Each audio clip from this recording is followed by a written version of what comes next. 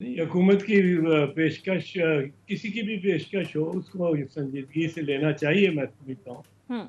और एक वक्त था जब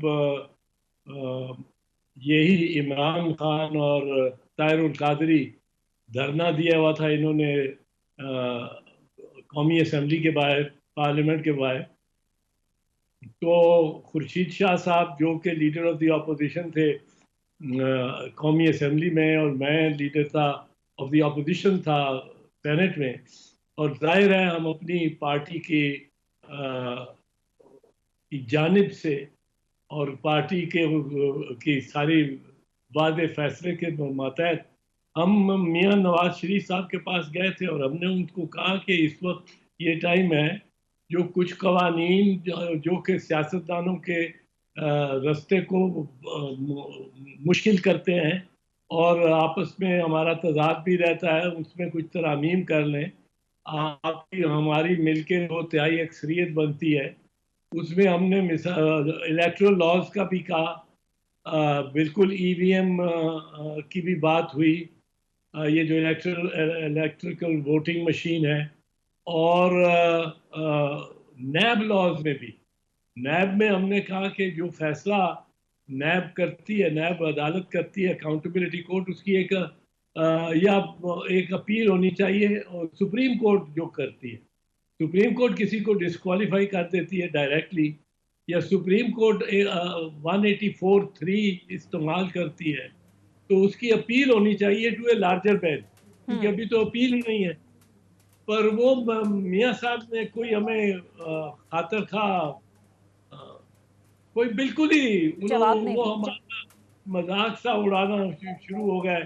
हम्म। उनके साथी के लिए कवानीन की और नैब के कानून में नरमी की या इसकी तो आपको जरूरत है, आपके को नैब का और करप्शन आपकी तरफ है, हमारी तरफ क्या है। हम उनका ऐसा था जैसे हम गंगा नहाए हुए हैं, और हमें तो इनकी बातों का फिक्र नहीं।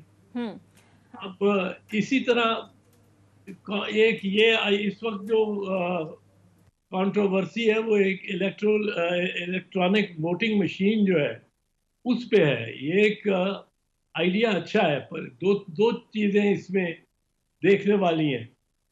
इसमें एक तो जी चौधरी साहब, हमने एक दो चीज़ें मैं चाहूँगा कि आप उस पर सर असल बड़ी तरीके से भी हमें बता भी सकते हैं, क्योंकि आप सियासतदान भी हैं माशाल्लाह, कानून और आइन को भी बड़ी अच्छी तरह जानते हैं। अब इस वक्त जो सियासी सूरत हाल बन गई है वो बड़ी गंभीर हो गई है। अब जबकि इंतखाबी इस्लाहत के बारे में जो हुकूमत ने ऑफ़र किया है उसको बिलावल भुट्टो साहब ने वेलकम किया है, लेकिन कहा है जी इस्टेब्लिशमेंट का रोल नहीं होना चाहिए, लेकिन इन प्रिंसिपल उन्होंने एग्री किया है। अब PMLN की चॉइस ऑफ सूरत हाल बिल्कुल ही डिफरेंट है। अब देखें जिस तरह बैक टू बैक स्टेटमेंट उनके मैं 2-3 दिन से देख रहा हूँ, एहसन इकबाल हों, उसके बाद देख लें खाकान अब्बासी साहब हों, खुर्रम दस्तगीर हों। लेकिन खाकान अब्बासी साहब तो चौधरी साहब कहते हैं कि ना हम बायोमेट्रिक को मानते हैं, ना EVM को मानते हैं, ना हम जनाब वोटिंग को मानते हैं, ना हम पेपर वोटिंग को मानते हैं। अब दूसरी तरफ मरियम औरंगजेब साहबा जो उनकी तर्जमान है वो कहती हैं जी कम वट में हमने आपसे बात ही नहीं करनी, जो मर्जी कर लें, आपने हमारी क़यादत को जेलों में भेजा, उसके बाद आप तवक्को करते हम आपसे बात करें।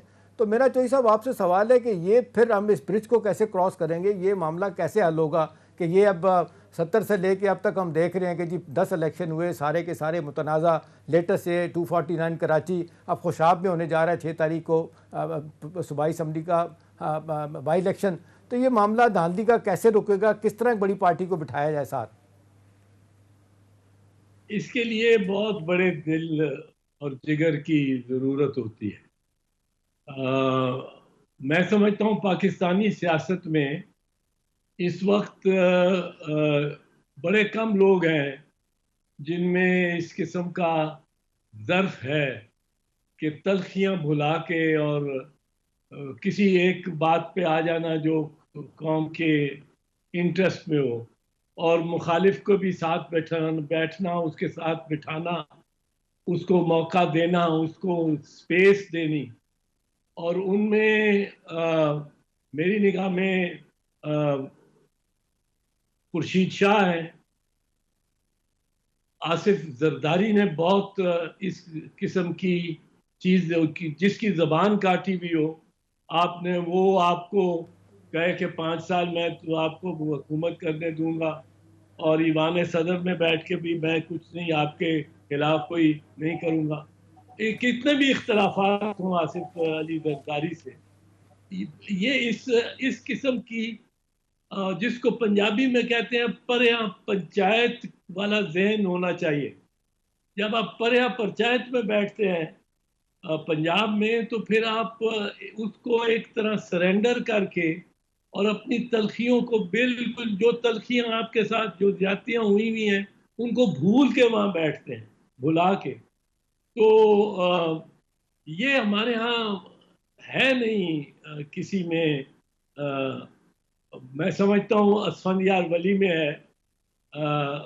वो लीडरशिप का ये पुराना स्टाइल है, ये वो इस वक्त मफकूद हो गया। ये एक्चुअली मैं आपको एक चीज बताऊं, जो 1985 की असेंबली है या थी, उसने बहुत गड़बड़ और काम खराब किया। 1985 की इलेक्शन आपको याद होगी, गैर जमाती बुनियादों पे इलेक्शन हुआ था। उसमें कोई जमात नहीं हिस्सा ले सकी थी, कोई टिकट नहीं दे सका था, हर कोई इंडिपेंडेंटली आया था। लेकिन जोई साहब, उस पर बीबी मरूमा ने तो मरते दम तक रिग्रेट करती रही कि हमें उसका बाइकआउट नहीं करना चाहिए था। नॉन पार्टी इलेक्शन 85 में हुए थे, नहीं करना चाहिए, नहीं करना चाहिए हमारे ख्याल में।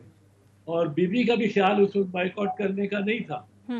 बाइकआउट के हक में ज्यादातर, मैं उस मीटिंग में 23 कचहरी रोड में था, ज्यादातर थे जतोई साहब और एयर मार्शल असगर खान साहब, ये ज्यादा, और नवाबजादा नसरुल्लाह साहब।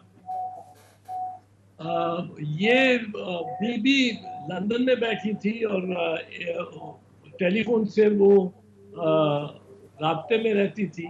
उनका बड़ा आखिरी वक्त तक ये ख्याल था और उनकी राय थी कि हमें बाइकआउट नहीं करना चाहिए। और आपने देखा कि जो बेनजीर भुट्टो डॉक्ट्रिन एक किस्म का है, उसको अगर कहा जा सके, वो ये है कि आपकी 1997 में सिर्फ 17 सीटें आई थी कौमी असेंबली जी जी, और 1997 के इलेक्शन को हम बिल्कुल रिग्ड इलेक्शन समझते थे। हम ये समझते थे कि प्रेसिडेंट फारूक लगारी ने ज्यादा ही स्विच दबा दिया है, घुमा दिया इतना कि पंजाब सारे पंजाब में पीपल्स पार्टी की एक सीट भी नहीं आई थी, पर वो 17 सीटें लेके, 17 मेंबर लेके बीबी असेंबली में बैठ गई। बीबी ने कहा हमने पार्लियामेंट्री प्रोसेस को नहीं छोड़ना, पार्लियामेंट को और उसकी प्रोसेस को नहीं छोड़ना, वहां भी हमने उस फोरम में भी मुकाबला करना। बिल्कुल 1993 में हमारे फिर बहुत कम आए थे।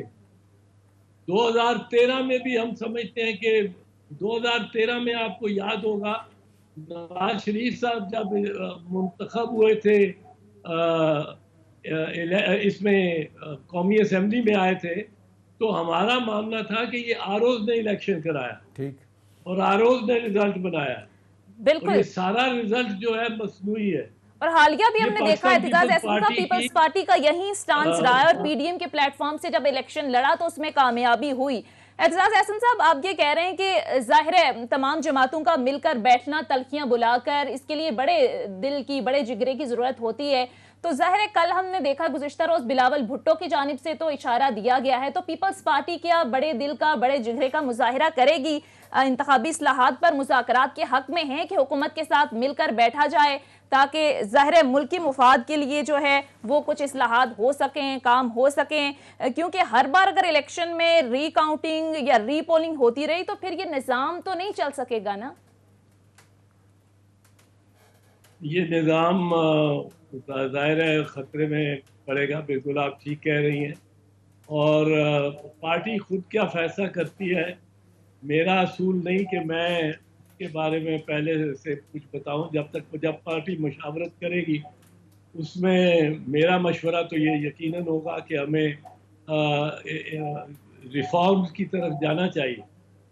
क्योंकि मैं एक चीज़ आपको ज़रा वो बात मैं अर्ज कर दूं एहतशाम साहब के जब 1985 के जितनी ये जो है ना नर्सरी लगी थी 1985 की असेंबली में, वो उसके बाद इस मुल्क की पार्लिमानी रवायात ही मुकम्मल तब्दील हो गई और हर कोई एक तरह इंडिपेंडेंट है, हर कोई अपनी अब राय वाला है, हर कोई जो है वो अदम बर्दाश्त है बहुत ज़्यादा। अब आप सोचें कि शाहिद खान अब्बासी जैसा बंदा भी ये कहे कि मैं इतनी साल मेरी उम्र है और इतना मेरा कद है और कोई करीब आके देखे तो उसको स्ट्रेचर पे भेजूंगा, ये पार्लियामेंट के सामने उन्होंने कहा, वो स्ट्रेचर पे ना जाए तो मैं सियासत छोड़ दूंगा।